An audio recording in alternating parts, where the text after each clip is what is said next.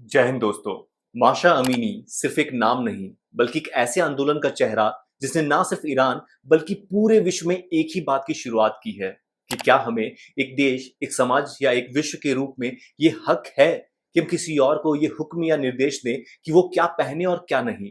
इस पूरे मामले से पहले हमारे देश में खुद ऑनरेबल सुप्रीम कोर्ट तय कर रही है कि शैक्षणिक संस्थानों में हिजाब पहनना सही है या नहीं, और इस पर भी बात करेंगे हमारे इस वीडियो रिपोर्ट में। पर उससे पहले जो कुछ भी ईरान में घटित हुआ वो समझने के लिए हमें इतिहास के पन्नों में कुछ पीछे जाना होगा, जिससे हम समझ पाए इस पूरे नृशंस हत्या को और उससे उठे आंदोलन को भी।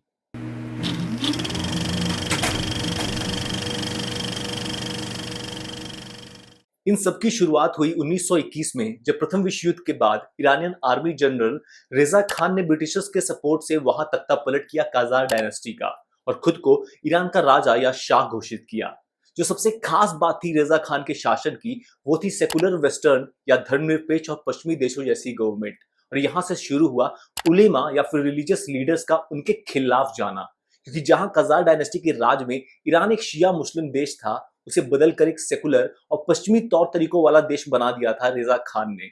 और रेजा खान के तानाशाही तरीके से राज करने के कारण ये उलेमा उनका कुछ कर भी नहीं पाए, क्योंकि उनके किसी भी विरोध को बुरे तरीके से कुचल दिया जाता था उस वक्त की ईरानियन सरकार के द्वारा। वर्ष 1941 में जब रेजा खान के बेटे मोहम्मद रेजा शाह 22 साल की उम्र में शासक बने ईरान के, तब उन्होंने इकोनॉमिक रिफॉर्म्स किए, मॉडर्न एजुकेशन और इंस्टीट्यूशंस को बढ़ावा दिया, जिससे ईरान की ग्रोथ तेजी से हुई, जिसमें उसकी ऑयल इंडस्ट्री प्रमुख थी।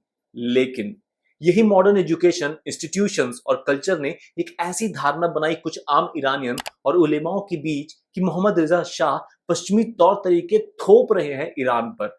और इन लोगों के लीडर बने रूहुल्लाह खोमेनी, जो कि एक उलेमा, एक शिया रिलीजियस लीडर थे, जिन्हें मोहम्मद रिजा शाह द्वारा की गई किसी भी रिफॉर्म या बदलाव से दिक्कत थी, क्योंकि वो रिफॉर्म्स ईरानियन महिलाओं को ज्यादा अधिकार देते थे, चुनाव नाम मात्र रूप से ही होते थे, और शाह तानाशाही तरीके से शासन करते थे, बिल्कुल अपने पिता रेजा खान की ही तरह। कितनी विचित्र बात है कि जब 1970 के दशक में ईरानियन लोगों ने प्रोटेस्ट शुरू किया मोहम्मद रेजा शाह के शासन के खिलाफ, तब हिजाब एक प्रतीक बना पश्चिमी सभ्यता और शाह के विरोध का। लेकिन किसने सोचा होगा कि आने वाले वक्त में यही हिजाब उनके एक सबसे मौलिक अधिकार को छीनने का हथियार बन जाएगा। साल 1979 में जब ईरान में इस्लामिक क्रांति हुई, तब खुमैनी वहां के सुप्रीम लीडर बने, यानी उनसे ऊपर कोई नहीं, ना कोई मिनिस्टर और ना ही कानून ईरान का। लेकिन समझने की बात यह थी कि इस क्रांति की शुरुआत ईरान को एक इस्लामिक देश बनाने के लिए नहीं हुई थी, बल्कि इसके अन्य कारण थे, जैसे शाह का तानाशाही शासन, उनका पश्चिम के लिए अत्यधिक झुकाव, जिसने लोगों के बीच उनकी छवि एक अमेरिकन कठपुतली की बना दी थी, और उससे भी बड़ा कारण, इन सभी से ऊपर, एक लड़खड़ाती अर्थव्यवस्था, एक गिरती इकोनॉमी। सत्ता में आते ही मात्र एक वर्ष के भीतर 1980 में नए शासकों ने कामकाजी महिलाओं का इस्लामिक कपड़े पहनना अनिवार्य कर दिया, और वर्ष 1983 तक सभी महिलाओं के लिए हिजाब अब अनिवार्य था, यानी 7 वर्ष के ऊपर की हर लड़की और महिलाओं के लिए। आज ईरान के कानून के मुताबिक घर से बाहर हिजाब ठीक से ना पहनने पर 3 प्रमुख सजा का प्रावधान है: 100 से 1000 तक का फाइन, 74 कोड़े मारे जाना, 10 से 60 दिनों की जेल। और ये देखने का काम गश्ते इरशाद या धार्मिक पुलिस का है, जो निगरानी रखती है कि लोग इस्लामिक कानून का पालन कर रहे हैं या नहीं। और इसी गश्ते इरशाद ने 13 सितंबर को माशा अमीनी को गिरफ्तार किया था हिजाब ठीक से ना पहनने के जुर्म में। और जब उसकी मौत धार्मिक पुलिस की कस्टोडियल टॉर्चर से हुई, तब ईरानियन महिलाओं का गुस्सा फूट पड़ा पूरे देश में, क्योंकि हिजाब के खिलाफ प्रोटेस्ट का एक लंबा इतिहास रहा है ईरान में। लेकिन माशा अमीनी की मौत ने उस आखिरी कील का काम किया जिसने ईरानियन औरतों को सड़क पर उतार कर, इवन सोशल मीडिया पर भी, अपने बाल काटने और हिजाब को जलाने का दौर शुरू करवाया। आप इन प्रदर्शन की गंभीरता और इन औरतों की मनोस्थिति इस बात से समझ सकते हैं कि ईरान कोई हमारा देश भारत नहीं है, जहां आप सड़कों पर उतरो, गवर्नमेंट के खिलाफ प्रदर्शन करो या उसे गालियां दो सोशल मीडिया पर और खूब नाम और पैसे कमाओ, क्योंकि ये डेमोक्रेसी या जनतंत्र है।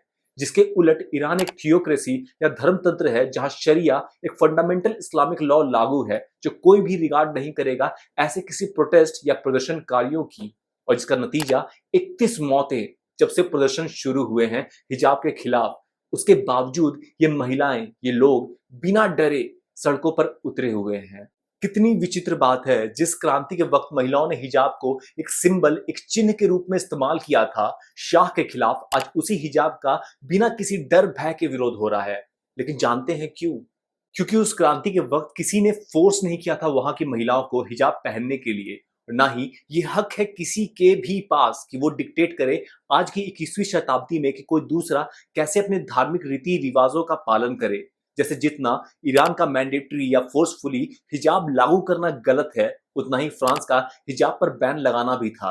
ये किसी भी इंडिविजुअल या व्यक्ति की चॉइस है कि वो क्या पहनना चाहता है और किस तरीके से। और शायद यही गलती थी मात्र 22 साल की माशा अमीनी की, जिसके आगे एक बेहद खूबसूरत सा जीवन बाकी था।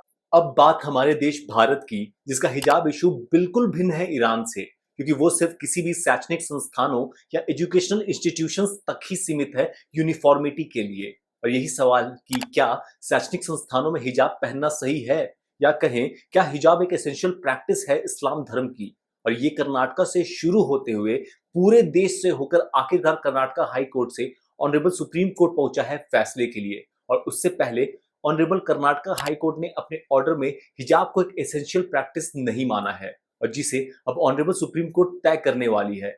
लेकिन हम आगे बढ़े उससे पहले ये जानना काफी जरूरी है कि एसेंशियल प्रैक्टिस होती क्या है किसी भी धर्म की। आर्टिकल 25 हमारे संविधान का ये राइट देता है अपने हर एक नागरिक को कि वो प्रोफेस, प्रैक्टिस या प्रोपोगेट कर सके किसी भी धर्म विशेष को बिना किसी स्टेट इंटरफेरेंस के।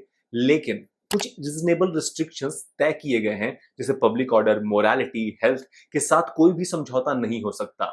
वर्ष 1954 के शिरूर मूट केस में ऑनरेबल सुप्रीम कोर्ट ने आर्टिकल 25 के रिलीजन शब्द का मतलब हर उस प्रैक्टिस को माना है जो कि एक अभिन्न अंग हो किसी भी धर्म विशेष का।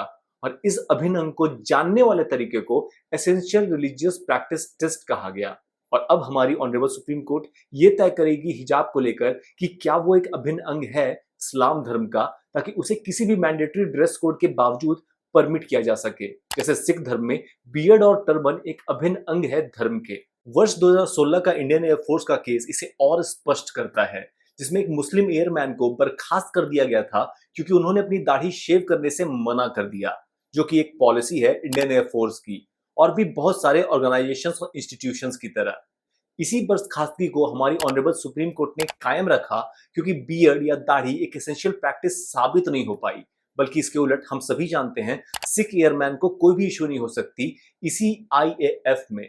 अंततः ईरान हो या फिर फ्रांस या फिर अमेरिका या विश्व का कोई भी कोना, किसी से भी यह हक नहीं छीना जा सकता कि वो कैसे कपड़े पहने, क्या खाना खाए, कैसे अपना जीवन जिए धर्म की आड़ में, क्योंकि ये एक व्यक्तिगत मामला होता है किसी इंसान और उसके ईश्वर के बीच में। Right to have a choice. लेकिन जब भी कोई धर्म सत्ता के गलियारों में घुसती है तो तर्क और आधुनिकता बाहर निकल जाती है, जिसका सबसे बड़ा शिकार होती है महिलाएं। शायद इसीलिए इंटेलेक्चुअल्स या बुद्धिजीवी वर्ग ने हमेशा शुरू से स्टेट और रिलीजन को अलग अलग रखने की बात कही है। और जब ये नहीं होता तो उसका नतीजा ईरान में हो रहे प्रदर्शन के रूप में साफ दिख रहा है, जहां रेवोल्यूशन के नाम पर उलेमाओं के हाथ में देश की बागडोर आई, सत्ता आई, ना कि किसी राजनीतिक लीडर के पास। जय हिंद।